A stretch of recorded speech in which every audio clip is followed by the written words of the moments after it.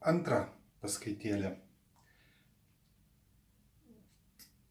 Šiandien pakalbėsime apie ezoteriko darbą. Kas tai yra tas ezoteriko darbas ir ar jisai yra pavojingas, ar jisai yra tiesiog, ar jisai geras, ar jisai reikalingas, pavyzdžiui, tiesiog ir taip toliau. Ir kas, pavyzdžiui, jums gresia, jeigu jūs ten užsiiminėsite ezoteriką, dirbsite ir taip toliau. Tai va, pirmoji pamokėlė jau mes susipažinome, kas tai yra dvasinis mokytojas, kas tas mokytojas yra. Ir atsakėte turbūt jau ir savo visus tuos klausimus. Gal turbūt ir pakeitėt kažkas tai savo tą nuomonę. Tai labai gerai. Tai va, o dabar belieka, aišku, dabar sužinoti bendrai, kas tas yra, jeigu aš, pavyzdžiui, tapsiu, ką man duoda, pavyzdžiui, ta specialybė arba tiesiog pasirinkta tokia sritis ezoterinė, tiesiog dirbti ezoteriko. Ezoteriko tai kiti daugelis žmonių, vėl, kiek žmonių, tiek nuomonių. Jie visą laiką dirba, jiems atrodo, kad ezoterika tai sėdimas toksai darbas, galiu tiesiog savo nieko nedaryti, ten pavyzdžiui, imti pinigus, ten kalbėti, kažką tai burti ir taip toliau, taip toliau. Iš tikrųjų, tai jau irgi sakiau, kad tai tikrai taip nėra. Ezoterika, mes dar pakalbėsime, kas tai yra ezoterika ir kas ta ezoterinė filosofija. Tai bus dar pamokėlė. Bet dabar dar noriu tiesiog ir perspėti. Tiesiog, tai irgi iš pat pradžių įbaiminti jumis. Kai sakoma, kad jūs biškutį turėtumėte kažkokią tai baimės jausmą bendrai, sužinotumėt, kas tai tikrai yra, ar ten galima dirbti, ar negalima dirbti, ir ar tai duoda kažkokią tai naudą, ar ten turėsite kažkokių tai bėdų. Aš, kada dirbau, labai daug kartų stebėdavau kitus, kurie dirba, aišku, ir pats save labai stebėdavau, kas tas, pavyzdžiui, ezoterinis tas darbas. Tai yra kišimasis į kitų žmonių, skaitykite, kūną, į jo energetinį lauką ir kitus dalykus. Reikia suprasti, kad mes, kada bendraujame su žmonėmis, mes jau tai perdudome energiją, o mūsų pasaulyje ir visa visata, viskas sudaro tik tai energiją. Todėl materialumas tai yra stipriai suspausta energija. Ta dalyką turite irgi labai gerai suvokti ir suprasti. Tai nuo tos energijos, ir tai tiesiog, noriu, kad tai labai gerai įsisąmonintumėt, kad tai yra energija, bet kas, pavyzdžiui, tiesiog ne tai, kad ten kažkoks tai veiksmas, paėmiau, pastūmiau žmogų ir tas žmogus tenais nuvirto ir tai yra jau negerai, ten, pavyzdžiui, kažkas tai tokio dalyko. Yra netgi, pavyzdžiui, tiesiog, kada aš galvoju, kada kokias mintis siunčiu, kas pas mane kyla, kas pas mane viduje darosi, tai lygiai taip pat pasireiškia energijos kiekiu.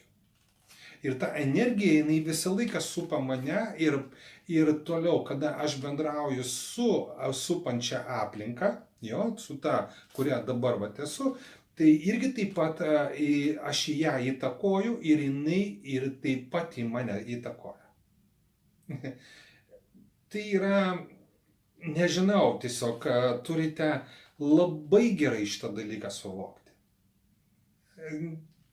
Tai be šito dalyko, kai sakoma, ten toliau eiti, aš tiesiog ir nenoriu. Todėl ir paskyriau šitą antrą pamokėlę. Tik tai, pavyzdžiui, tiesiog paaiškinti, kas tai yra, koks tas darbas ir ar jisai pavojingas ir taip toliau. O gal jisai kaip tik labai geras.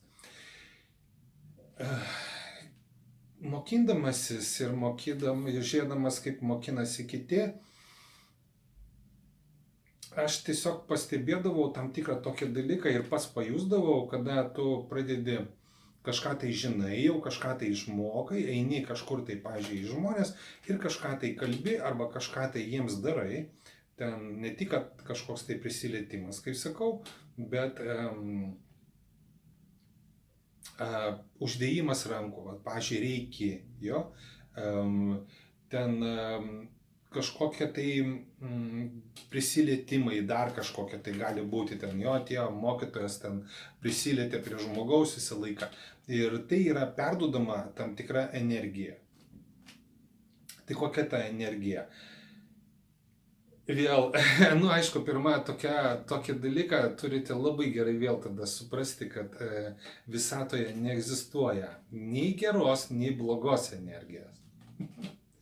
Nu, šitą dalyką aš labai greitai, labai daug kartų pastebiu, kad žmonės visą laiką skirsto ją. Visą laiką, kad tai yra gera energija, bloga energija. Supraskite mane teisingai ir pradėkite biškutį kitaip mąstyti ir pradėkite tiesiog atrinkti. Arba nu, bandykite klausti, bandysim, atsakysiu kažką tai, dar kažką tai. Bet turite suvokti, kad visatoje neegzistuoja gera ar bloga energija. Tai yra, tai kaip yra, jinai yra energija, jinai yra oras, vat jisai yra, ar jisai geras, ar jisai blogas. Nu mes tik tai paskui, kada jisai yra užterštas, ten pavyzdžiui iš vino kažkur tai ten daugiau, arba ten kažkokių tai kenksmingų medžiagų, arba tenais jisai nieko neturi, jo ten be jokių medžiagų.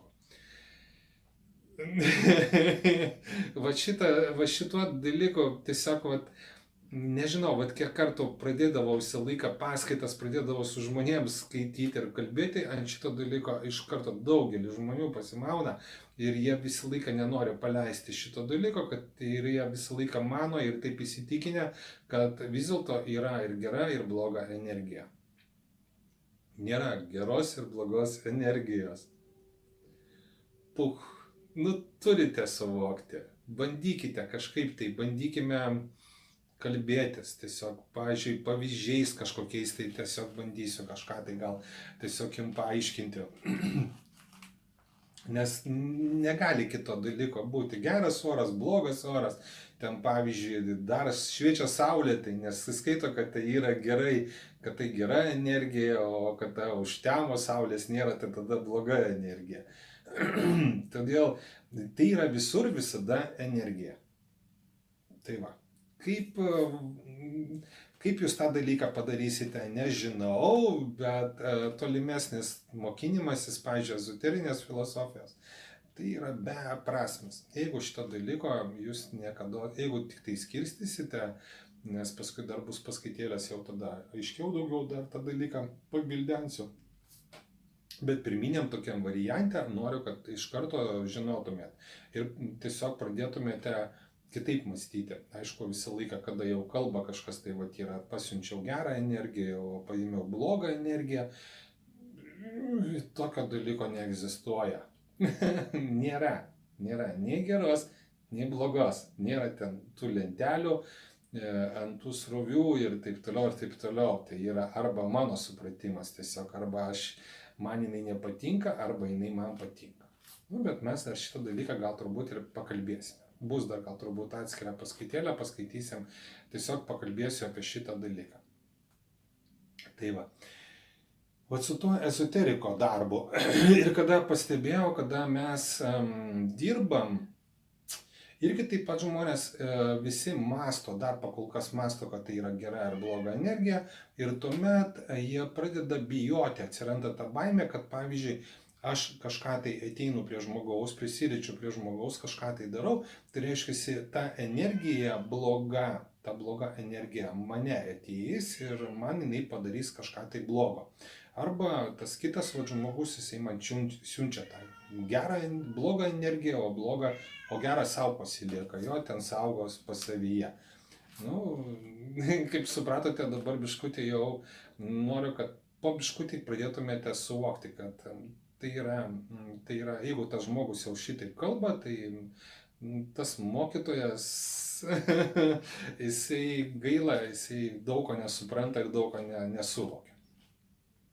Tai yra jo, tik tai, pavyzdžiui, ten pojūčiai, skirstimai į baltus, į juodus, ten kažkokius tai žmonės, geltonus, nu, tada jau trečia energija atsiranda. Nu, bendrai, ten, kiek girdėjau, tai pas mumis yra labai daug energijos. Tai va, gera, bloga energija ir taip toliau. Nėra. Asmeniškai biškutį pradėkime mąstyti kitaip. Aišku, mes dar bus, kaip sakiau, dar minėjau, dar bus kažkokia tai paskaita. Aš manau, netgi paminėsiu šitą dalyką ir tiesiog paaiškinsiu plačiau. Tai va, kada žmogus pradeda dirbti, kažką tai daryti, visą laiką jisai paima ir perima tą energiją. Bet kokią. Tai neturi reikšmės, mes visą laiką, kada, pavyzdžiui, bendraujame su žmogum, prisiliečiam prie jo, arba tiesiog darome kažkokį tai veiksmus ten su juo, tai mes visą laiką ir perimame ir dar kartu atiduodame tą energiją tam kitam žmogui. Mes apsikeičiam, mes keičiamės energiją. Ten ir lygiai tas pats ir daiktas, pavyzdžiui, visą laiką, kada daiktas kažkoks tai stovi, aš tą daiktą pasiimu, tai reiškia, aš iš daikto pasiimu tą energiją ir kartu aš pakraunu tą daiktą savo energiją. Mes apsikeičiam, jo? Aš pasiimu kažkokią tai dalį jo, o jisai tenais.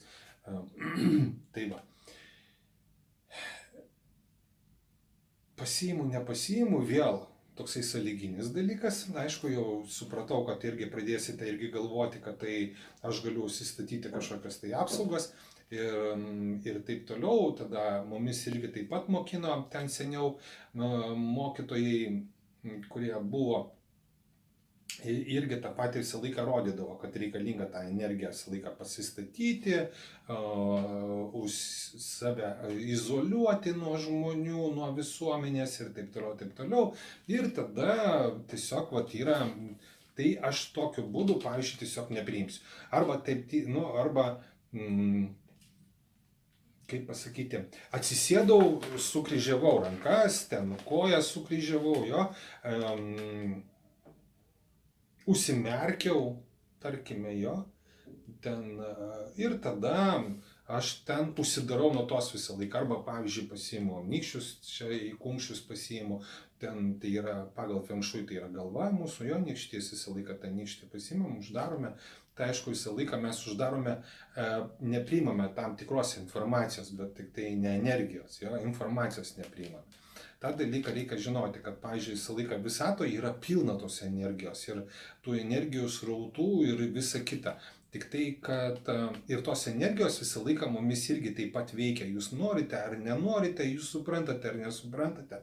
Koks pas jumis ten, pavyzdžiui, amžius arba išsilavinimas, tai neturi jokios reikšmės. Jinai veikia visus. Ir mažus, ir didelius.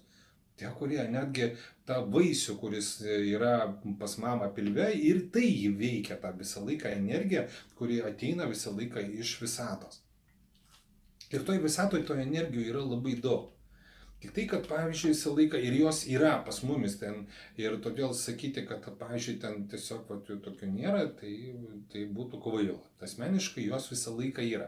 Jūs kaip norite galite atsisėsti ir pavyzdžiui, ir šitaip, ir ten atsikryžiuoti, ir įsiskėsti, ten, pavyzdžiui, atversti delnais ir taip toliau. Jūs vis tiek neprimsite tos daugiau energijos ar dar kažko tai visą laiką. Tikrai tokio dalyko nebus. Aišku, priimti galima daugiau, čia gal taip toksai sąlyginis toksai pasakymas, nes kadangi tai ir yra mano supratimas visą laiką, kaip aš, pavyzdžiui, visą laiką, į ką aš orientuota, į kokią energiją, jo, tiesiog visą laiką ir, pavyzdžiui, tiesiog yra mano kelias, mano, pavyzdžiui, tam tikrai tokie dalykai, tai aš irgi taip pat gyvenimą mes gyvename, mes turime savo kelius. Jo, ir mes skirtingose keliuose stovime, visą laiką pas mus skirtingi likimai, skirtingi, pavyzdžiui, išbandymai, skirtingos lygos ir dar kiti dalykai. Tai va. Ir todėl tas visą laiką, tas toksai, kiekvienam žmogui į tą energiją, jinai yra biškutį skirtinga jo. Tokia, aš ją priimu arba jos nepriimu. Čia tas ir yra. Arba aš ją priimu, arba jos nepriimu. Tai va, tai čia jau yra toksai, jau yra biškutį aukštesnis toksai lygis. Tada jau galima kalbėti, aš, pavyzdžiui, energiją arba daugiau priimu, ar nepriimu.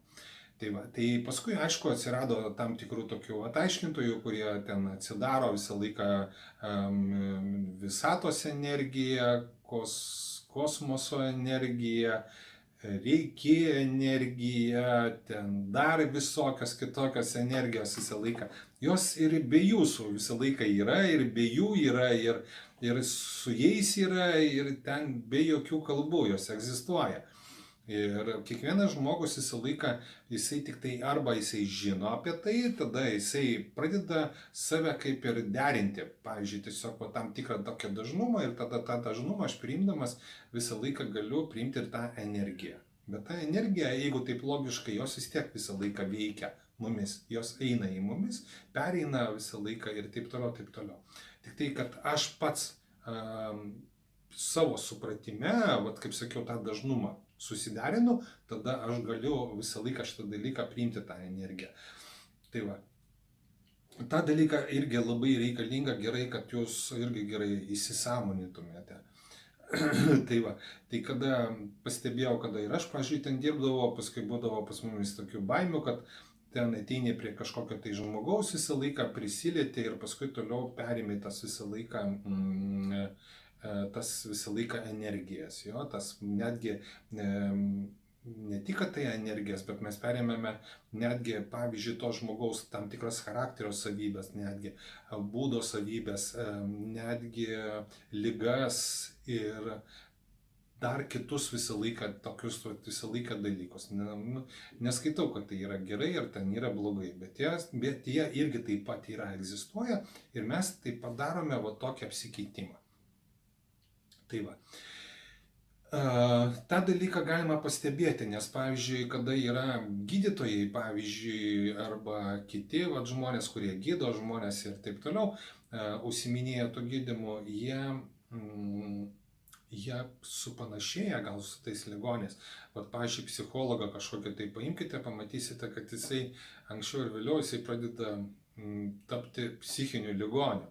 Ir tą dalyką ir gydytojai netgi žino ir supranta.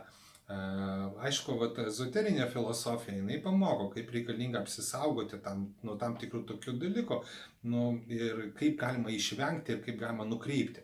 Bet šitą dalyką mes dar mokinsimės, mes dar kalbėsime apie tas energiją ir ar mes galime ją valdyti ar ne.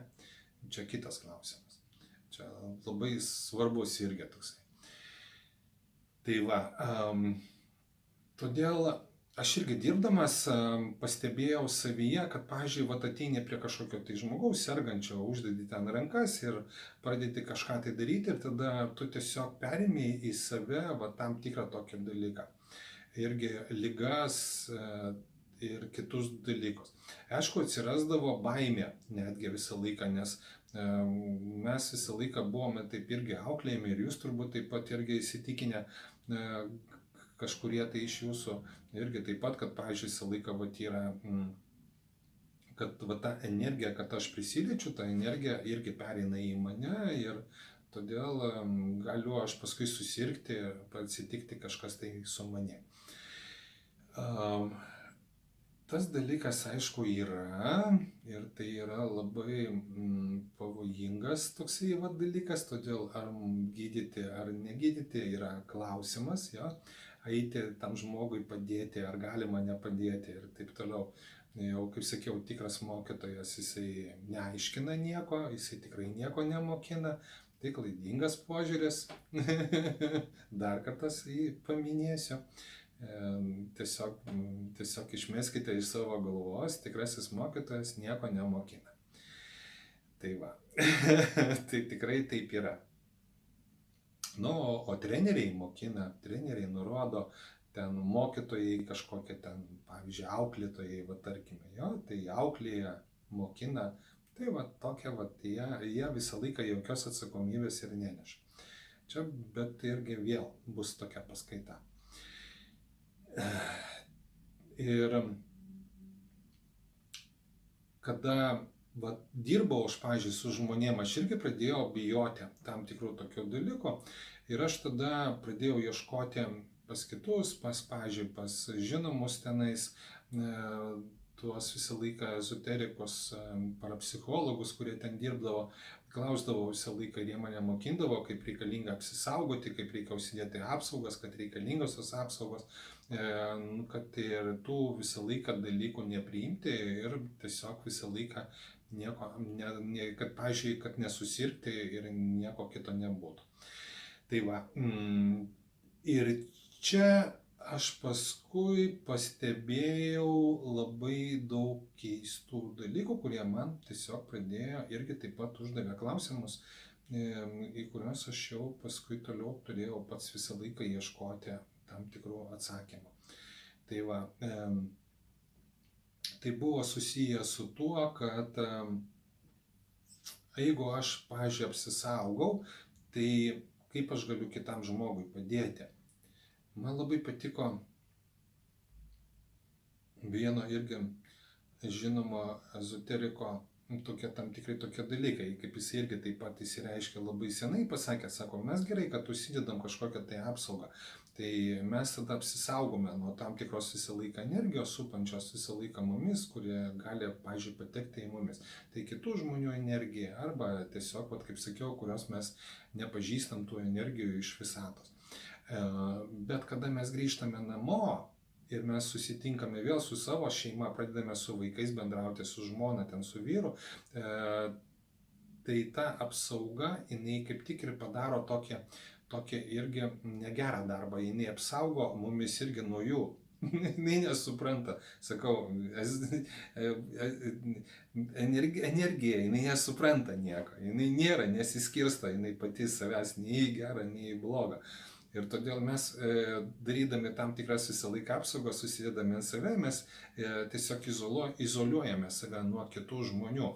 Ir gerai tada, kada, pavyzdžiui, ten nepriimu tam tikros visą laiką informacijos, ten dar kažkokiu tai dalyko, bet iš kitos pusės, kada grįžtu namo, tada reikalinga mokintis vėl tada ją nuimti. Taip yra, tokie dalykai. Ir jeigu jūs nenusijima, tada gali būti šeimoje kilti piktumai, nesutarimai, o ten paskui toliau jau jūsų gyvenimas, skaitykite, jau einasi žemyn. Jo, mes kalbėsime apie šeimos svarbą.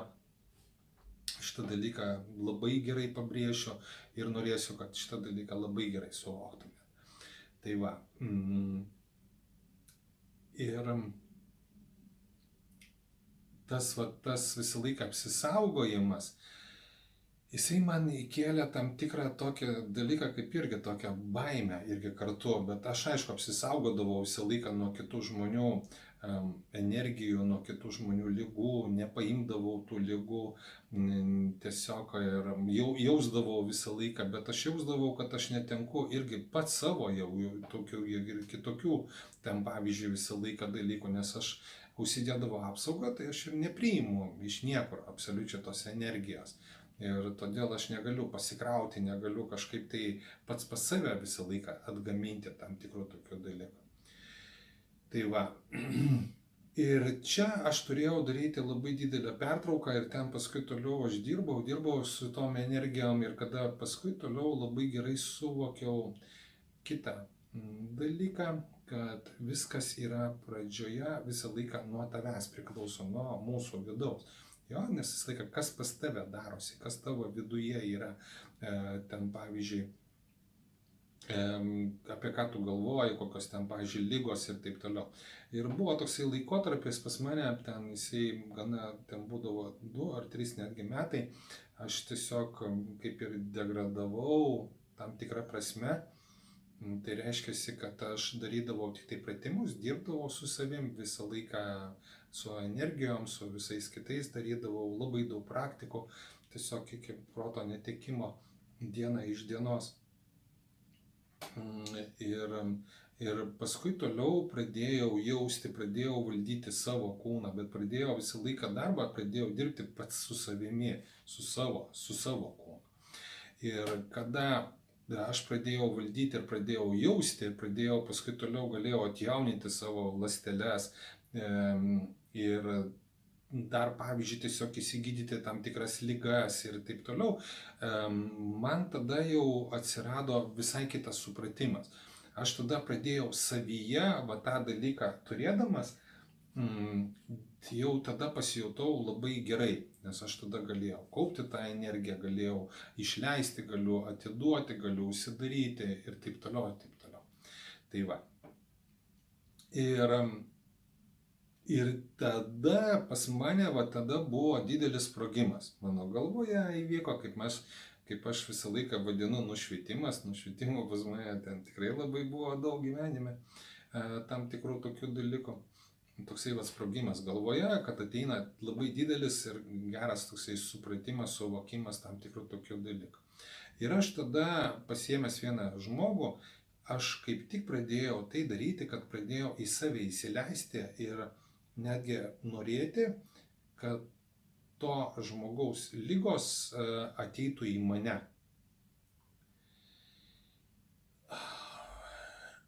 Čia va tas yra tas toksai, kaip sakiau, tas toksai dvasinis toksai augimas. Jo pradžia yra visą laiką nuo pačio savęs, jo, kaip aš visą laiką moku, kaip aš galiu kažką tai padaryti. Ir paskui toliau, kada ateina kitas žmogus, aš tą kitą žmogų bandau tiesiog pajausti, išjausti ir įsileisti į save. Tokiu būdu aš susergu ir tom ligom, kuo jisai serga ir kas jame yra.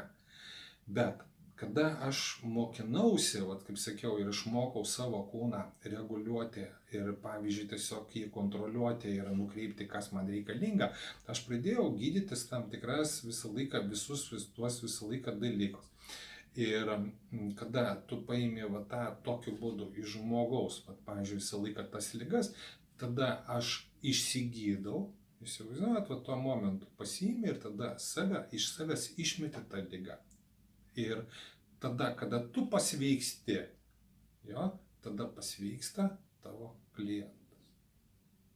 Va čia ir yra visą laiką va to, suprantat, grožis ezoterinis visą laiką, ar ten, pavyzdžiui, tas gydymas, jo, jeigu taip, tarkime, jeigu aš norėsiu ten kažką tai gydyti žmonės, pavyzdžiui, ten energijom maišytis ir taip toliau, va, pavyzdžiui, reiki tenais, kaip sakiau, rankų nekaltas uždėjimas ir taip toliau, taip toliau.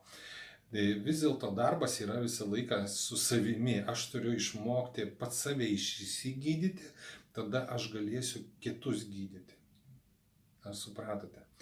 Kol jūs turite dar ir ligų ir nemokate, nepažįstate nei savo kūną, negalite kontroliuoti tam tikrų dalykų, nes kiek kartų visą laiką, netgi dabar, vat, pavyzdžiui, mokinatės ir kaip čia dabar, aš čia turiu save keisti, kaip aš čia keisiu, keisit, vat irgi, vat, tas jeigu nesugebu, reiškia, nemoku su savim dirbti, tai kaip tada aš galėsiu kitam žmogui padėti? Nu, nepykite, kad, pavyzdžiui, vat, šitie dalykai jūs turite labai gerai irgi taip pat suvokti.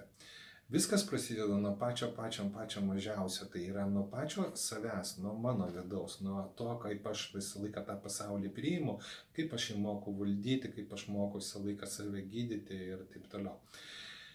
Ir tada, aišku, čia vat ir gaunasi tam tikrai tokie dalykai, kad ateina ir žmonių, kurie yra serga, pavyzdžiui, tam tikrom nepagydomom ligom ir ten vėžys ir taip toliau. Ir ten, pavyzdžiui, galima tada irgi gydyti tam tikrų tokių dalykų. Tada bet tam reikalinga, aš dar nenoriu, aš dar su savim šito dalyku irgi taip pat su tais vėžiais bandau nedirbti, tiesiog bet konstatuoju, žinau, kas yra, visą laiką atiduodu, tiesiog visą laiką į medikų rankas. Paskui, kada jau medikai ten jau prisidirba, pridaro, kas jiems ten būtina ir dar kažkas, tai tada jau aš pasiimu pas save ir tada jau galiu tam žmogui kažką tai padėti. Mes, aišku, daeisim iki tam tikro tokio dalyko, kada suprasite, kad ezoterika, jinai padeda tik tai tada, kada jau niekas nepadeda. Absoliučiai niekas nepadeda, nei gydytojai, nei kitas žmogus, nei dar kažkas, tai absoliučiai. Tada ateina ezoterika. Ir tada va, žmogus jisai grėbėsi va to šiaudo. Ir tada tik tai tokiu būdu galima padaryti stebuklą. Aš šitų stebuklų esu jau pridaręs labai daug. Ir ten pas mane žmonių net yra, kurie netgi mane tiesiog pamatę, ten einasi ir bučiuoja vos ne į kojas, tiesiog lenkiasi ir apkabina ir ten tiesiog ir dievina ir taip toliau, taip toliau. Atrodo, kad tai yra kažkoks tai, bet aš čia tiesiog vat, yra tam tikri tokie dalykai, kaip sakiau, visą laiką žmogus daeina iki tam tikro taško. Ir viskas, ir jeigu daėjo iki taško, reiškia, tik tai ezoterika padės. Bet tai todėl tam pirmam kartui tiesiog visą laiką kitiems kartams reikalinga tą žmogų atiduoti, kad jis eitų ir pas medikus, eitų kitur, eitų dar kažkur tai visą laiką, ką jisai nori daryti. Jo ten ir pas žolininkės, ir pas būrėjas, ir pas ekstrasensus, ir pas kažkokius tai žiniuonis ir taip toliau, taip toliau. Tai va, bet ezoterikas jisai gali tik tai padėti, tik tai kada jau niekas nepadeda. Kiti sako jau, mes jau nebežinom, mes jau nebemokam. Tai va, tą dalyką mes dar paskui aiškinsimės, kalbėsimės. Tai va, darbas, va, pavyzdžiui, ezoteriko yra gana pavojingas. Įsivaizduoja, todėl, pavyzdžiui, gydyti ir dar kažką tai tenais visą laiką norėdami išmokti ir tą dalyką visą laiką kažką tai padėti žmogui, jūs turėsite dirbti labai su savim, išmokti save valdyti, savo visą laiką vidaus tuos visą laiką procesus, cheminius procesus, kurie vyksta, arba dar kad keisti savo netgi lytį, jeigu reikalinga. Netgi tiesiog, va, pavyzdžiui, ateina moteris, aš ten tą moterį tiesiog uždedu rankas ir aš tada jaučiu, kad pas mane va, yra kažkas, tai irgi pas mane gimda yra, jo, pas mane ten yra kažkas, tai kiti va, tam tikrai tokie organai ir tiesiog va, tu tampi tam tikrą moterį. Tai va, tai yra, gal jums atrodo iš kažkokios tai, gal tiesiog stebuklų šalies, bet taip iš tikrųjų galiu tik tai nudžiuginti arba nuliūdinti jumis ir pasakyti, kad tik tai tokiu būdu jūs galėsite žmogų išgydyti nuo tam tikrų tokių ligų. Gydytojai va, ir gaunasi už tai, kad jie gydo, jie visą laiką gydo nežinodami, visą laiką tai yra užsisklendę ir todėl jie nepriima ir todėl tas žmogus, jisai norėdamas pasveikti, jisai tada turi labai didelį darbą padaryti. Reiškia, kad tapti tuo gydytoju arba tuo žinovu, kuris visą laiką kažką tai kalba, jo?